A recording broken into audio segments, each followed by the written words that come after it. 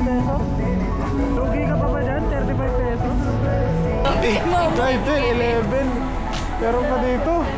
Yes, I have an appointment with Oli Campaulin. Okay, thank you. Ayaw niyo mag-start.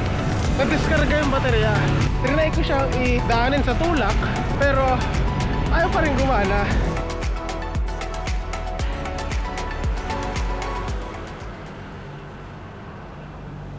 Maganda maaga na umpisa ng content.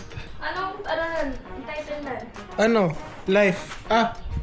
Life if... Life... Basta. So pupunta kami ngayon sa Ukayan.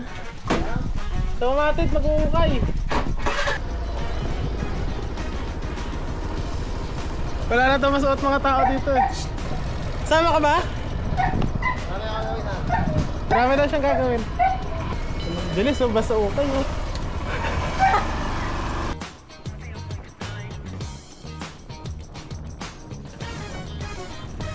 Excited ka na ba, boy? Sa tingin mo, magkano na president? 20 na lang yun.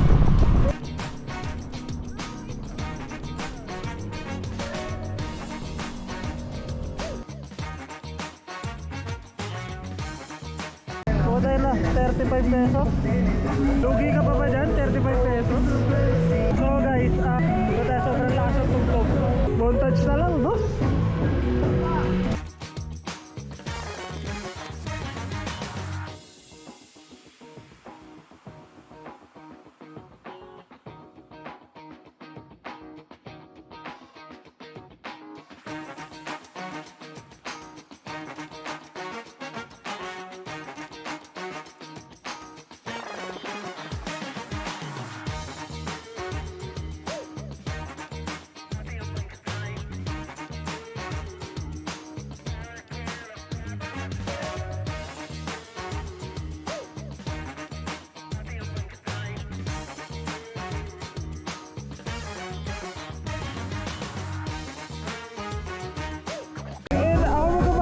Yan, boy.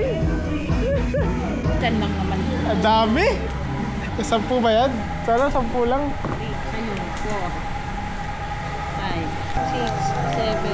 8, 9, 10, 11. 11. Meron pa dito. 12. 13. Lugi ah. Lugi ang in-check na. 90. Oh, diba? 500. Ang bilis mo. Oh, ang bilis ah. Ang bilis boy ah.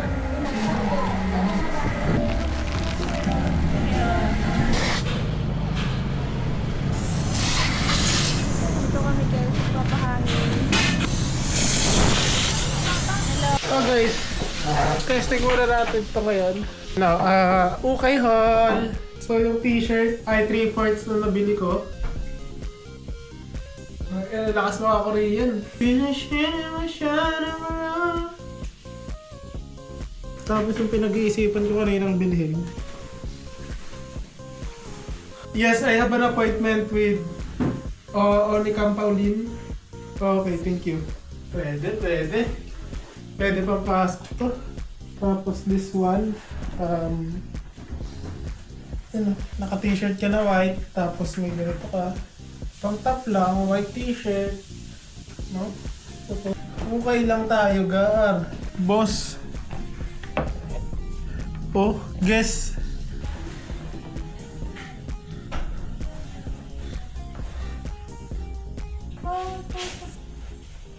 Ayan guys, kung nakikita nyo guys, sobrang laki. Diba? Abot hanggang dyan. Ngayon, papata ko kayo ng mga technique. So ayan, isusuot nyo guys. Tapos, kuha kayo ng gulteg. Since ripped jeans naman siya, diba? Kita nyo nga ripped jeans, hindi siya mahalata.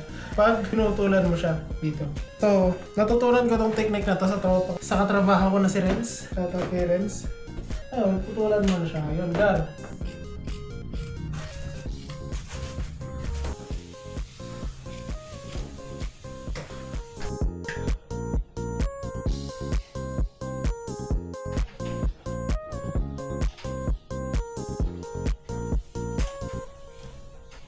Itong mga akong magtataka bakit may ganito ako. Yung mga jacket, mahilig ako sa jacket kasi sa trabaho ko, super lamig sa office. civilian. So, yun. Talagang kailangan namin ng jacket. Ayoko naman ng basta-basta jacket lang. Kaya bumibili ako dyan sa ukay na pwede kong magamit na jacket. Ano, kamusta ka naman sa pinabili mo, boy? Okay lang. Parang malungkot ka pa sa pinabili mo ah, boy. Lunga lang yun. Wow, parang lugi ka pa. Okay, so meron tayong dumating na parcel. Ayan, dumating na yung camera holder natin para nakaganito na siya. Pag nagmumotor, nakaganyan lang. So, sa TikTok shop ko siya nabili.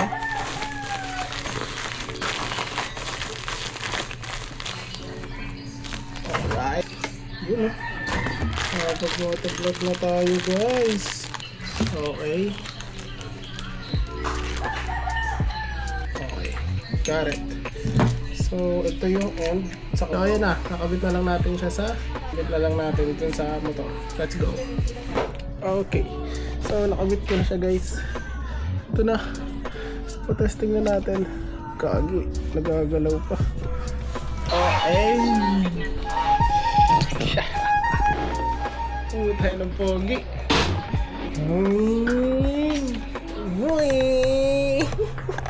Banking. Transition in 3, 2, 1. Jokes lang.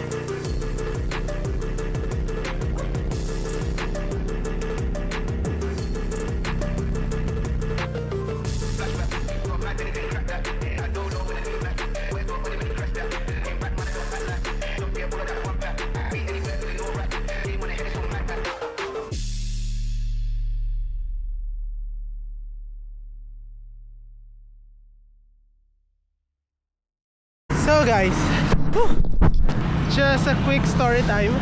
I just off from my work. Kita nyo naman. Nung nandun na ako sa motor ko, tinatry kong i-start. Ayaw nyo mag-start. Nag-discarga yung baterya. Trinay ko siyang idaanin sa tulak, pero ayaw pa rin gumana. What I did, ask for help sa mga katrabaho ko. Unfortunately, wala silang mga tools. Ang naisip kong gawin, bumili na ako ng baterya. Since nga yung work ko is nasa McKinley, saan may nagtitinda, di ba? Na malapit.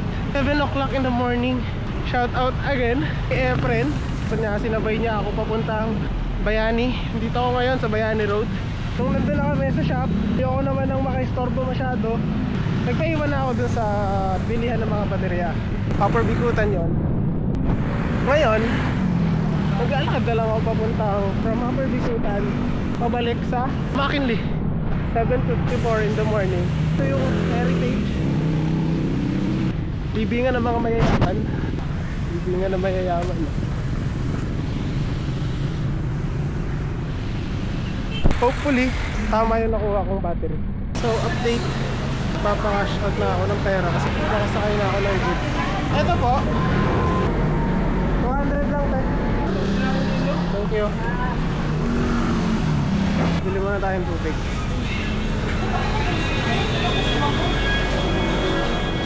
Ingay ng mundo. Tubig nga po.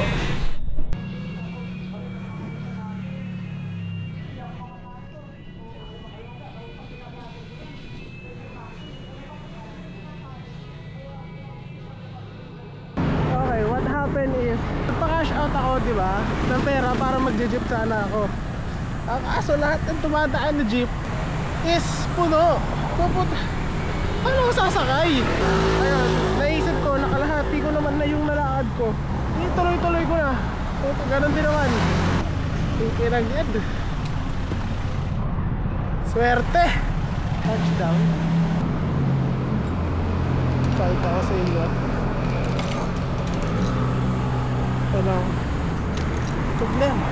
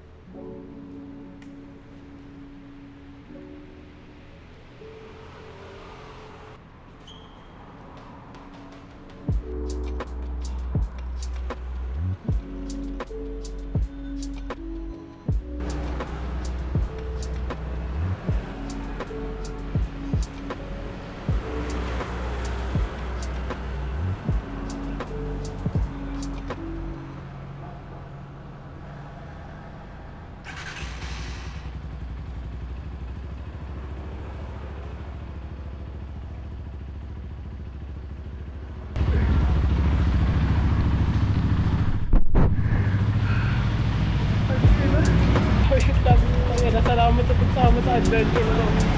Thank you, Lord. So with that, nakauwi ako ng maayos. Tinanghali man ako ng uwi at napagod ng sobra. Ang mahalaga, safe ako. Wala ako na disgrasya ng ibang tao. Hindi ako na disgrasya. At wala rin nangyaring masama sa motor ko. Lagi niyang tandaan. Alagaan palagi ang mga sasakyan nyo. Para alagaan din nila kayo sa biyahe. With that, Neo out. Peace.